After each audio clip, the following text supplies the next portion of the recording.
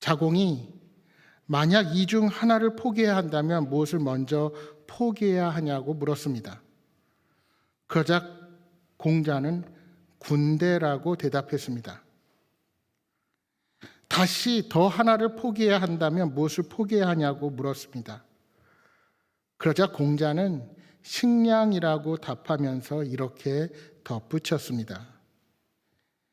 옛날부터 사람은 모두 죽는다. 그러나 백성의 신뢰가 없으면 나라가 서지 못한다. 여러분, 이 공자의 말이 오늘 우리에게 주는 교훈이 무엇입니까? 생존에 필요한 식량이나 군사력보다 더 우선시되는 것은 사람과 사람 사이의 신뢰가 더 중요하다는 것입니다. 그렇습니다. 우리는 어릴 적부터 약속의 소중함을 듣고 자라왔습니다. 그러나 인생을 살아가다 보면 서로에 대한 신뢰를 헌신짝처럼 버리거나 무시하는 사람들을 마주 대하게 됩니다. 사실 그렇게 약속을 저버린다고 하는 것은 상대방과의 신뢰뿐만 아니라 자신에 대한 신뢰도 잃게 만듭니다. 더군다나 우리가 인생을 살다 보면 내가 믿었던 사람으로부터 실망할 때가 있습니다. 우리가 복음 안에서 신실해야 하지만 사람이란 존재 자체가 완벽할 수 없기에 때로는 실망하는 일이 생기는 겁니다. 그런데 어떤 사람들은 교회 안에서 다른 이들에게 너무 완벽함을 요구할 때가 있습니다. 여러분, 흔히 한두 번 이런 말을 들어보셨을 것입니다. 교회 다니는 사람이 왜 그래? 믿는 사람이 왜 그 모양이야? 어떻게 그럴 수가 있어? 하지만 중요한 것은 사람의 의도가 무엇인지, 그의 마음이 진실하고 그의 행동에 신실함이 있는가 우리는 볼 수 있어야 합니다.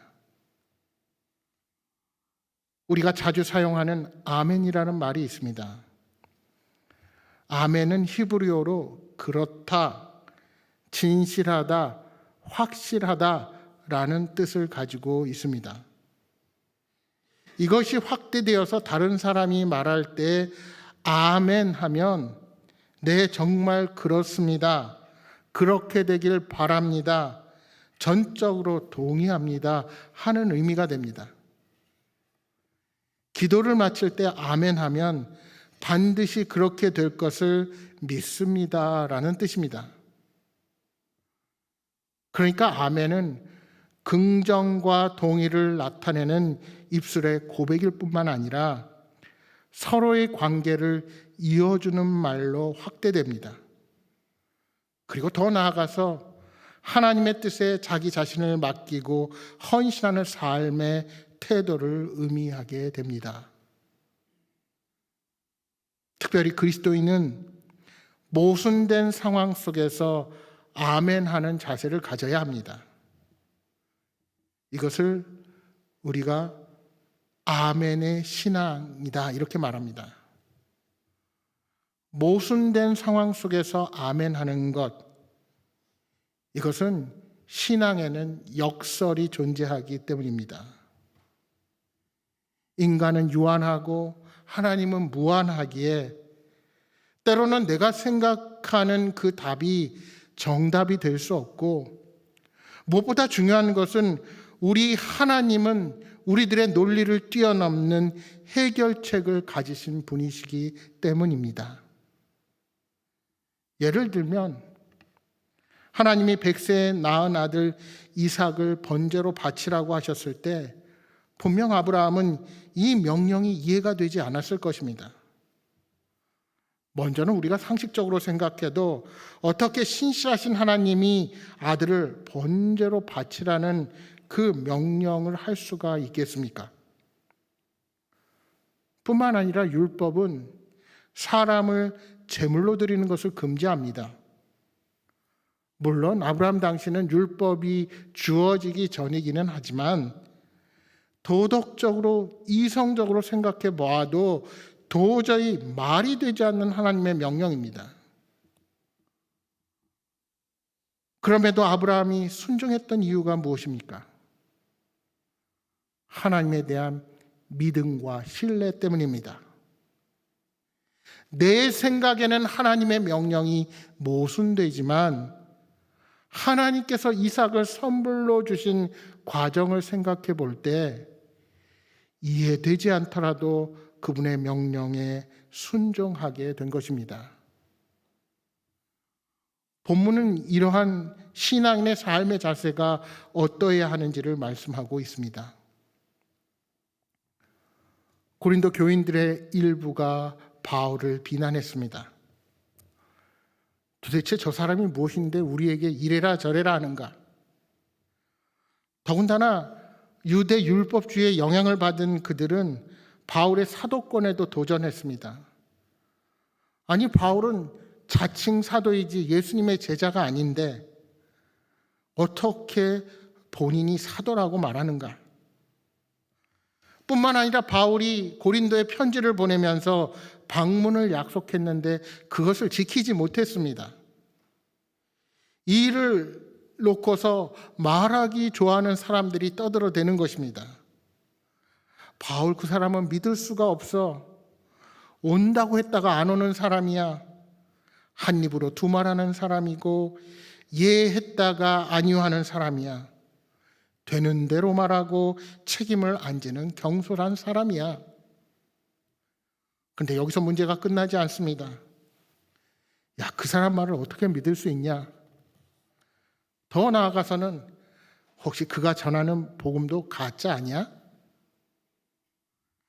그렇습니다. 고린도 교회가 바울의 선교 일정 변경을 비난하는 일이 있었습니다. 말하자면 바울이 자신이 내뱉은 말을 지키지 못한 것에 대해 비난을 당하는 것입니다. 여러분, 우리도 믿었던 사람이 자신이 했던 말을 지키지 못하면 화도 나고 그 사람에 대한 신뢰가 떨어집니다. 바울이 고린도 교인들에게 곧 방문하겠다고 약속을 했지만 그것을 지키지 못할 일이 발생하자 일부 사람들은 바울의 진실성에 대해서 의구심을 가지기 시작한 것입니다. 사도로서 어떻게 약속을 어길 수가 있느냐는 겁니다. 이에 대해서 바울은 즉흥적으로 계획을 변경한 것이 아니라 하나님의 섭리로 일정이 변경되었음을 말씀합니다. 그리고 자신은 지금까지 육신에 따른 인간의 지혜가 아니라 언제나 하나님의 인도하심과 은혜에 따라서 양심에 거리낌 없이 행동해 왔다는 것입니다. 여러분, 12절의 말씀을 다시 한번 같이 보겠습니다. 이렇게 말씀합니다. 우리가 세상에서 특별히 너희에 대하여 하나님의 거룩함과 진실함으로 행하되 육체의 지혜로 하지 아니하고 하나님의 은혜로 행함은 우리 양심이 증언하는 바니 이것이 우리의 자랑이니라. 바울은 고린도에서 사역할 때 인간적이고 개인적인 판단에 따르지 않고 하나님의 은혜에 따라 행했다고 말씀합니다. 당시 고린도에는 자기 자랑의 문화가 있었습니다. 성공을 최고의 가치로 여기고 또 경쟁의 승자에게 열광하는 그들에게 자신을 내세우고 자랑하는 것이 인간 지혜의 척도로 여겼습니다. 근데 여러분, 바울은 고린도전서 1장 30절 말씀해 보시면 예레미야서의 말씀을 인용하여서 자랑하는 자는 주 안에서 자랑하라 하고 말씀합니다. 또한 본문에 바울의 편지가 진실하지 않다고 비난하는 자들에게 오늘 본문 13절 14절에 이렇게 말합니다. 우리 화면을 보고 같이 한번 읽어보겠습니다. 오직 너희가 읽고 아는 것 외에 너희가 완전히 알기를 내가 바라는 것은 너희가 우리를 부분적으로 알았으나 우리 주 예수의 날에는 너희가 우리의 자랑이 되고 우리가 너희의 자랑이 되는 그것이라. 아멘. 여러분, 그렇게 자랑 앞에 겸손했던 바울이 왜 이토록 당당하게 우리의 자랑에 대해서 이야기를 할까요? 바울의 자랑은 자신이 고린도 성도에 대해 하나님의 거룩함과 진실함으로 행했고 육체의 지혜가 아닌 하나님의 은혜로 행했다는 것입니다. 그러니까 한마디로 바울은 자신의 떳떳함을 주장하는 것입니다. 이런 말입니다. 나를 오해하고 비난하고 욕하지만 나는 당당하다. 나에게는 자랑거리가 있다. 지금이 아닌 시간이 지난 후에 보라. 너희들이 나를 자랑하게 될 것이다. 나를 만났던 것이 얼마나 큰 복이며 은혜이며 자랑거리인지 알게 될 것이다 하고 주장하는 것입니다. 그럼 뭐가 차이가 있을까요? 보통 사람들은 자신의 과거와 지금을 자랑합니다. 옛날에 우리 집이 부자였다는 것, 젊었을 때 내가 예뻤다는 것, 내가 이런 학력을 가졌다는 것, 다 과거의 자랑입니다. 그러나 바울은 진정한 자랑거리는 미래의 것이라는 것입니다. 여러분, 세상의 자랑에는 얼마나 허무한 것이 많이 있습니까? 금방 사라질 것, 정말 별 볼 일 없는 것들을 자랑합니다.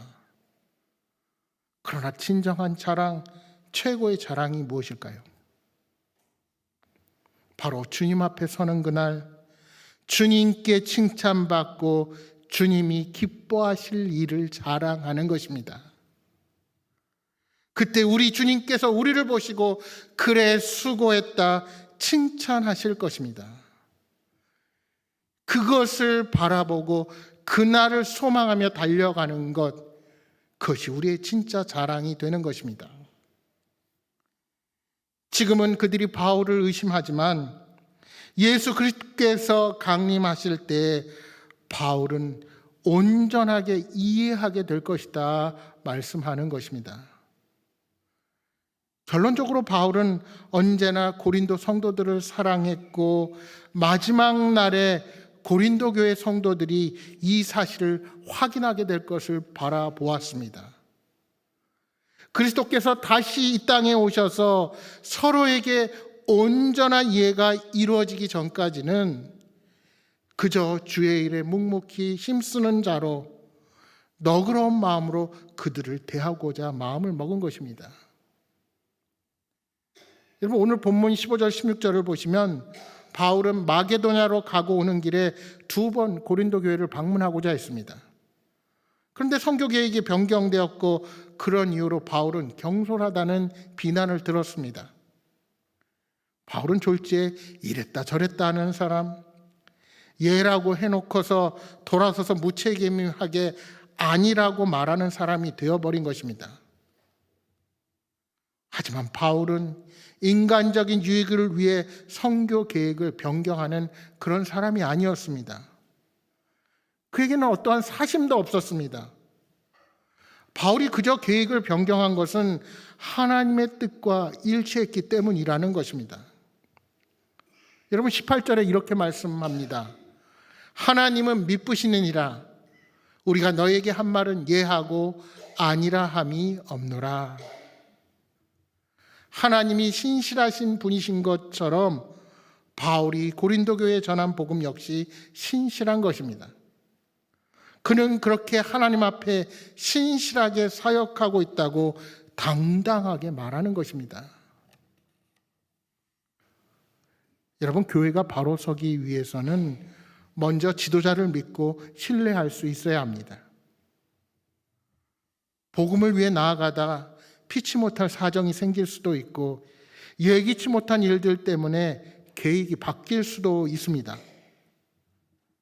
따라서 그 사람을 믿고 신뢰한다면 그러한 상황이 생길 때 비난하기보다는 뭔가 사정이 있을 것이라고 생각하는 것이 우선되어야 합니다. 믿음이 있다면 오히려 늦어지는 것에 대해 안타까워하며 그를 격려하고 기도하는 자세가 필요합니다. 그런데 예기치 않게 벌어진 상황 가운데 그 이유가 무엇 때문인지 보기도 전에 지도자를 비난하고 그 진실성을 의심하게 된다면 그 공동체는 결코 바로 서기가 힘듭니다. 여러분 19절과 20절 말씀을 다시 한번 보겠습니다. 19절, 20절 같이 읽어보겠습니다. 우리 곧 나와 실루아노와 디모데로 말미암아 너희 가운데 전파된 하나님의 아들 예수 그리스도는 예하고 아니라 함이 되지 아니하셨으니 그에게는 예만 되었느니라. 하나님의 약속은 얼마든지 그리스도 안에서 예가 되니 그런즉 그로 말미암아 우리가 아멘하여 하나님께 영광을 돌리게 되느니라. 아멘. 바울은 아멘 신앙의 참 모델로 우리 예수님을 듭니다. 예수님은 하나님에 대해서 언제나 예, 아멘 하셨습니다. 하나님이 가라 하시면 예, 기적을 베풀라 하면 네, 십자가에 죽어야 한다면 네 하고 순종했습니다. 아버지 하나님께 오직 아멘만이 있었습니다. 예수님이 이 땅에 인간의 몸을 입고 오셔서 예수님의 판단과 계획도 있었지만 언제나 아멘만 있었던 것입니다. 겟세마네 동산에서 기도하셨을 때 내 뜻대로 마시고 아버지의 뜻대로 하소서 하고 기도하셨습니다. 예수님은 우리와 똑같은 육신을 입으셨습니다. 똑같은 아픔을 입으셨습니다. 그러니 그 십자가의 길이 얼마나 가슴 아프고 걱정이 되셨겠습니까? 그러나 그 고난의 길이라 할지라도 아버지의 뜻이라면 순종하며 따랐습니다. 여러분, 우리 신앙도 이렇게 되어야 합니다. 20절의 말씀처럼 아멘의 결과는 하나님께 영광이 됩니다. 왜요? 이는 하나님의 뜻이 이루어지기 때문입니다. 그러면 우리는 하나님 앞에서 언제나 예하신 예수님을 따라 우리의 생각을 넘어서는 하나님의 뜻에 언제나 아멘할 수 있어야 합니다. 여러분, 내 이성으로 생각하고 내 힘으로, 내 이기심으로 아멘하는 것이 아닙니다. 내게 아멘하도록 하시는 분은 우리 성령 하나님이십니다. 성령님께서 저와 여러분의 믿음을 붙잡아 주실 때 우리는 아멘할 수 있습니다. 아멘할 때 그것을 성취하시는 분도 성령 하나님이십니다. 성령의 능력을 우리가 아멘할 때 하나님께 영광이 되고 우리도 하나가 되는 겁니다. 고린도 교회는 바울에 대한 비난에 휘둘려서 그가 전한 복음까지 의심해서는 안 되었습니다. 왜요? 성경에 기록되어 있는 수많은 약속들은 예수 그리스도 안에서 모두 성취되었기 때문입니다. 여러분, 만일 하나님이 우리에게 주신 약속들을 지금 하나님 스스로 부정하신다면 그분의 말씀에 모든 것을 걸고 살아가는 우리들은 돌이킬 수 없는 낭패를 당하게 될 것입니다. 그러나 그런 일은 결코 일어나지 않습니다. 왜요? 하나님의 모든 약속들은 다 그의 아들 안에서 주신 약속들이기 때문입니다. 하나님은 그의 아들을 헛되게 버리시는 분이 아니십니다. 따라서 자녀로 택한 우리들 또한 신실하게 지키십니다. 하나님의 약속들은 그리스도 예수님을 통해 이루어졌고 앞으로도 이루어질 것입니다. 예수 그리스도는 율법의 완성이요 우리의 구원이시기 때문입니다. 예수 그리스도는 이 땅에 사는 동안 하나님의 뜻과 말씀 앞에 온전히 순종하셨습니다. 그리스도는 하나님의 말씀 앞에 언제나 예와 아멘 하셨습니다. 이제 우리도 그리스도 예수님을 통해 하나님의 뜻과 말씀에 대해 언제나 아멘으로 화답해야 합니다. 그러나 이 땅을 살아가다 보면 그 약속이 나에게 제대로 이루어지는 것 같지 않을 때가 있을 것입니다. 내게 어려운 문제들, 악화되어 가는 삶의 상황들을 만나면 왜 이렇게 일이 전개되는지 도무지 이해가 되지 않는 때도 종종 있을 것입니다.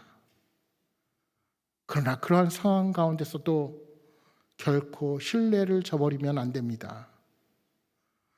아무리 어려워도, 내가 볼 때는 끝이라고 생각되어져도 예수님 안에서는 그렇지 않습니다. 주님은 얼마든지 이 상황을 바꾸어서 가장 좋은 것으로 열매 맺게 하실 수 있는 분이십니다. 여러분, 내 수준, 내 지혜, 내 능력으로는 불가능해 보이지만 하나님은 합력하여 선을 이루시는 분인 줄을 믿으시기 바랍니다.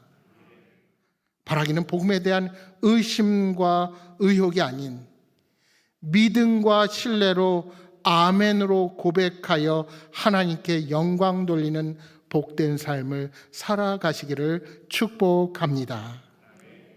우리 이제 21절과 22절의 말씀을 보도록 하겠습니다. 우리 한 목소리로 읽어볼까요?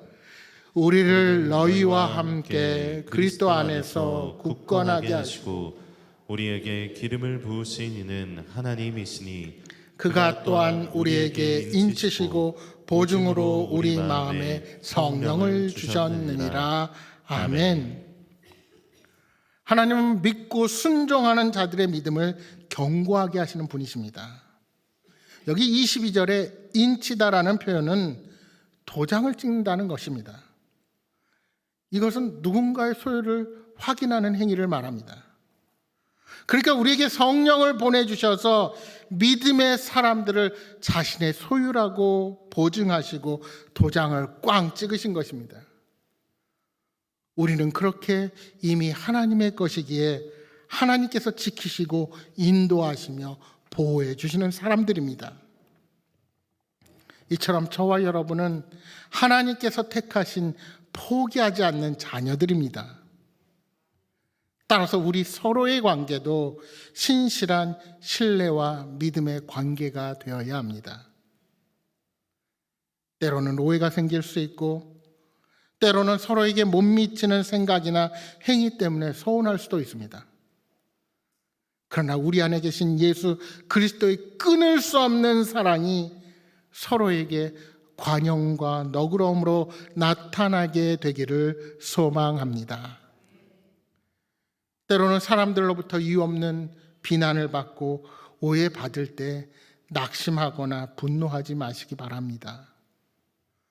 우리는 하나님을 신뢰함으로 바울처럼 담대함을 가져야 합니다. 때로는 겉으로 드러나는 행동으로 오해할 수도 있지만 우리 하나님은 사람의 깊은 마음속을 들여다보시는 분이십니다. 그러므로 우리는 그 상황보다 하나님을 생각해야 합니다. 하나님께서 우리가 받은 온갖 오해와 비난을 직접 거두어 주실 것입니다. 다윗은 시편 69편 19절에 이렇게 고백했습니다. 주께서 나의 비방과 수치와 능욕을 아시나이다. 나의 대적자들이 다 주님 앞에 있나이다. 계속되는 69장 29편에는 이렇게 말씀합니다. 오직 나는 가난하고 슬프오니 하나님이여 주의 구원으로 나를 높이소서. 다윗 역시 사람들의 비난을 경험했던 인물이었습니다. 그는 사람들에게 비난을 받고 손가락질을 당할 때마다 하나님께서 자신의 수치와 부끄러움을 알고 계신다고 고백했습니다. 그리고 대적자들로부터 하나님께서 자신을 지켜주시기를 간구했습니다. 여러분, 우리는 때로 오해를 받으면 사람에 대한 배신감과 실망감에 함몰되기가 쉽습니다. 때로는 상대방이 왜 나를 비난하는지 그 이유를 찾으려는 데만 온 마음들을 빼앗기게 됩니다. 그러나 우리는 비난하는 상대방에게 집중하는 대신에 하나님을 깊이 묵상하는 지혜를 갖기 바랍니다.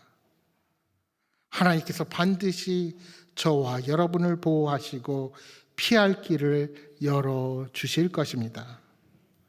사랑하는 여러분, 여러분이 서 있는 자리가 어디이든지 하나님께 아멘으로 응답하며 하나님께 영광 돌리는 삶을 살아가시기 바랍니다.